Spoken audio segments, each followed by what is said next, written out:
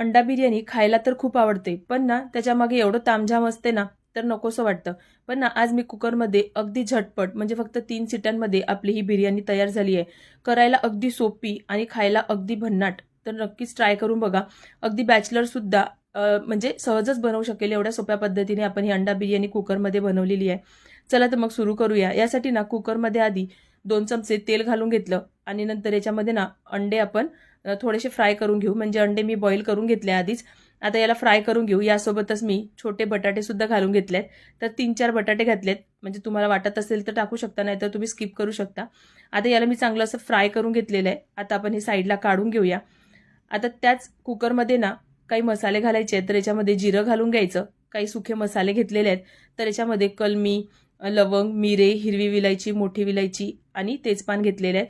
हे चांगलं परतून घ्यायचं. नंतर याच्यामध्ये हिरवी मिरची आणि कांदा घालायचा. आता हे देखील आपल्याला चांगलं परतून घ्यायचं आहे. आता हे चांगलं परतून घेतल्यानंतर 1 चमचा आलं लसणाची पेस्ट घालून घ्यायची. आता ही आलं लसणाची पेस्ट सुद्धा आपल्याला एकदा परतून घ्यायची आहे. आता हे सगळं चांगलं परतून घेतलंय. आता याच्यामध्ये टमाटर घालायचे आहेत. तर 2 मीडियम साईजचे टमाटर मी इथे कट करून घातलेले आहे. यासोबतच लाल तिखट घालायचं आहे, हळद पावडर, धने जिरे पावडर, गरम मसाला, 1 चमचा बिर्याणी मसाला घातलाय आणि चवीपुरतं मीठ घालायचं. आता हे मसाले सुद्धा आपल्याला याच्यामध्ये परतून घ्यायचे. तर ना मी इथे काश्मीरी लाल तिखट घेतलंय, म्हणजे ते जास्त तिखट नसणार. तर आता याला परतून घेतल्यानंतर अर्धा वाटी दही घेतलेलं आहे. आता हे सुद्धा आपल्याला पटापट असं मिक्स करून घ्यायचं आहे.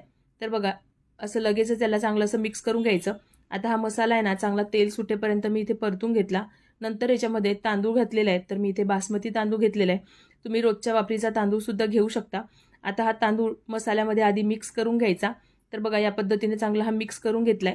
आता याच्यामध्ये पाणी घालून घेणार आहे. तर गरम पाणी घालायचं आहे. आता याला पाण्याचं प्रमाण आहे ना 2 वाटी तांदूळ घेतले ना तर 4 वाटी पाणी घ्यायचं आहे. जर तांदूळ जास्तच जुना असेल ना तर परत अर्धा वाटी पाणी तुम्ही टाकू शकता.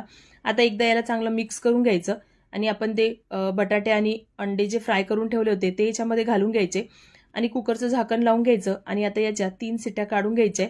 तर बघा 3 शिट्ट्या झाल्यानंतर बघा मस्त अशी गरमागरम आपली अंडा बिर्याणी तयार झालेली आहे. तर बघा अगदी झटपट तयार होते. खूप जास्त तामझाम करायची गरज नाहीये. पण याची चव मात्र भन्नाट लागते. एकदा नक्कीच ट्राय करून बघा.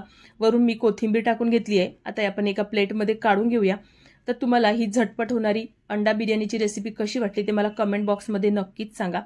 तर बघा एका प्लेटमध्ये मस्त अशी गरमागरम आपण ही बिर्याणी काढून घेतली आहे आणि बघा पाण्याचं प्रमाण अगदी परफेक्ट झालेलं आहे. तर तुम्हाला ही रेसिपी थोडी जरी आवडली असेल ना तर व्हिडिओला लाईक करा. चला तर मग भेटूया अशाच नवनवीन रेसिपींसोबत. Bye bye.